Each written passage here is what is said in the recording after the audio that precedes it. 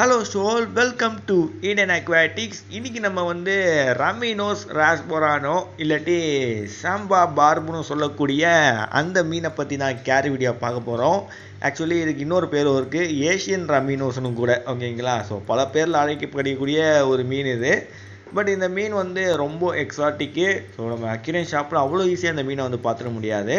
But நல்ல ஒரு அழகான ஒரு மீனும் கூட கைஸு. இந்த மீன் பார்த்தீங்கன்னா அதோட அப்பீரியன்ஸ் பார்த்தீங்கன்னா அதோட தலையில் ரெட்டும் அண்டு பாடி பார்த்தீங்கன்னா ஒரு ப்ளூயிஷ் கலரில் இருக்கும். அண்ட் அதோட காடல் ஃபின் டெய்ல், அந்த டெய்லில் பார்த்தீங்கன்னா அதோட எட்ஜில் ரெட்டு கலரில் முடிஞ்சிருக்கும் ஸ்பாட்டாக. நல்லாயிருக்கும் பார்க்கவே இந்த மீனுமே. இந்த மீன்லாம் பார்த்தீங்கன்னா கேப்டிவிட்டியில் மினிமம் 2 inches வரைக்கும் தான் வளரும். ஸோ ஒயிட்டில் போனீங்கன்னா அது 3 inches வரைக்கும் ரீச் பண்ணலாம். பட் கேப்டிவிட்டியில் நம்ம ஃபிஷ் டேங்குள்ளே வச்சு வளர்க்கும் போது இது 2 inches வரைக்கும் தான் வளரும். ஸோ இந்த மீன் நீங்கள் ஒரு குரூப்பாக வைக்கிற மாதிரி இருக்கும். ஓகேங்களா? ஸோ மினிமம் ஒரு 6 to 10 ஃபிஷ்ஷஸை குரூப்பாக வைக்கிற மாதிரி இருக்கும் டேங்கில். ஏன்னா நீங்கள் அப்படி குரூப்பாக வைக்கலைன்னா இந்த மீன்கள்லாம் கொஞ்சம் பயந்து தான் நீந்தும். முக்கால்வாசி உங்கள் டேங்கில் ஒளிஞ்சு தான் இருக்கும். அதனால தான் குரூப்பாக வைக்கணுன்றது. இதுக்கான மினிமம் டேங்க் சைஸ் எவ்வளோ ப்ரோ அப்படின்னு என்கிட்ட கேட்டிங்கன்னா 2 feet டேங்க்கில் ஒரு 6 fishes வச்சிட்டிங்கன்னா ரொம்ப நல்லாயிருக்கும். அவ்வளோதான். ஸோ நல்ல ஒரு குரூப்பாக இருக்கக்கூடிய ஒரு மீன் இது. இது ஸ்கூலிங் ஃபிஷ்ஷுன்னு நினச்சிடாதீங்க. இது ஸ்கூலிங்காக இருக்கும் சம்டைம்ஸு. பட் மோஸ்ட்டாக பார்த்தீங்கன்னா கொஞ்சம் குரூப்பாக இருக்க விரும்பக்கூடிய மீன் தான். ஏன்னா அங்கங்கே கொஞ்சம் இருப்பானுங்க. ஆனால் கொஞ்சம் ஒட்டியே பக்கத்தில் தான் இருப்பானுங்க. ஒரு குரூப்பாக தான் இருப்பானுங்க. அண்ட் இந்த மீனை டேங்க்கில் வைக்கிறீங்கன்னா நீங்கள் சப்ஸ்ட்ரேட் சின்ன கிரேவலு இல்லாட்டி அக்வேரியம் சாயிலு, இந்த பிளான்டட் சாயிலாம் இருக்குது பாருங்கள், அந்த மாதிரி சாயிலு இல்லாட்டி நீங்கள் சாண்ட் சப்ஸ்ட்ரேட் கூட போடலாம். பட் டேங்க்கில் கொஞ்சம் பிளான்ட்ஸ் இருக்கிற மாதிரி பார்த்துக்கோங்க. கொஞ்சம் நிறைய பிளான்ட்ஸ் இருந்தால் நல்லாயிருக்கும். ஏன்னா இந்த மீன்கள்லாம் கொஞ்சம் பிளான்டட் அக்வேரியம் ரொம்ப விரும்பக்கூடிய ஒரு மீன் இது. ஓகேங்களா? அண்ட் டேங்க்கில் ட்ரிஃப்ட்வுட்டு ராக்ஸ் எல்லாம் வச்சு கூட நீங்கள் ஸ்டே பண்ணால் நல்லாயிருக்கும். அந்த மாதிரி என்விரான்மெண்ட் கூட இந்த மீன் ரொம்ப பிடிக்கும். ஸோ இந்த மாதிரி என்விரான்மெண்ட்டில் நீங்கள் வச்சிங்கன்னா இந்த கலர் இன்னும் அது பாப்பப் பண்ணி காட்டும் இந்த மீன். ஓகேங்களா?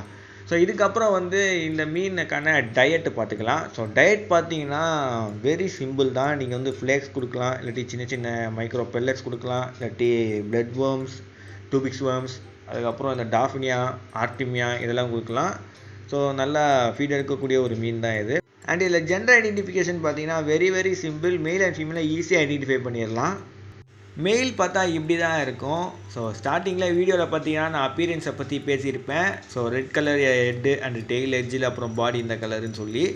அது ஏன் நான் அப்படி சொன்னேன்னா அக்வேரியம் ஷாப்பில் பார்த்தீங்கன்னா மெயில் தான் சேல் பண்ணுவாங்க, ஃபீமேல் சேல் பண்ண மாட்டாங்க. ஏன்னா ஃபீமேல் பார்த்தீங்கன்னா இந்த மாதிரி தான் இருக்கும். ஸோ ஃபீமேல் இந்த மெயில் ராஸ்போரா அளவுக்கு இல்லாததுனால அக்வேரியம் ஷாப்பில் இந்த ஃபீமேலை சேல் பண்ண மாட்டாங்க. எப்படி என்லர் கப்பியில் ஃபீமேலை சேல் பண்ண மாட்டாங்களோ அதே மாதிரி தான் இதுவும். ஸோ கொஞ்சம் கஷ்டம். சில அக்வேரியம் ஷாப்பில் மட்டும்தான் ஃபீமேலோட சேல் பண்ணுவாங்க. மற்ற அக்வேரியம் ஷாப்பில் தான் இது ஃபீமேலோட சேல் பண்ண மாட்டாங்க. இதில் நீங்கள் மெயிலை மட்டும் வாங்கி வச்சிங்கன்னா ஒரு பிரோஜனமே இருக்காது. ஃபீமேலும் வாங்கி வச்சாதான் நீங்கள் அதை பார்க்க முடியும். எப்படின்னா 2 மெயில் சண்டை போடுறதோ அதுங்களுக்கு ஒன்று ஃப்ளேர் பண்ணிக்கிறதோ நீங்கள் அதை பார்க்க முடியும் டேங்க்குள்ளே.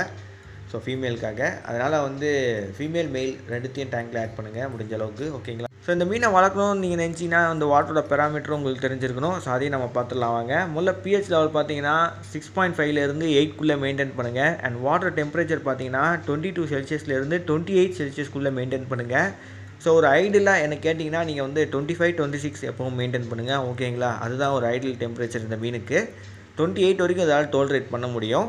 வாட்டர் பார்த்தீங்கன்னா சாஃப்ட் அண்ட் மாட்ரேட் வாட்டராக கொடுங்க. ஸோ TDS லெவல் பார்த்தீங்கன்னா 50லேருந்து 200 ppmக்குள்ளே மெயின்டைன் பண்ணுங்கள்.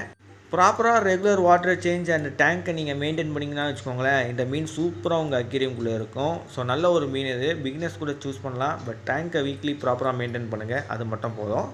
ஸோ இதோட இந்த வீடியோவை எண்ட் பண்ணிக்கிறேன். மறக்காம நம்ம சேனலுக்கு லைக், ஷேர், சப்ஸ்கிரைப் பண்ணுறேங்க. உங்களை அடுத்த சுவாரஸ்யமான வீடியோவில் சந்திக்கிறேன். இதோட விடைபெறுவது இண்டியன் அக்வாட்டிக்ஸ். பை ஷோல்.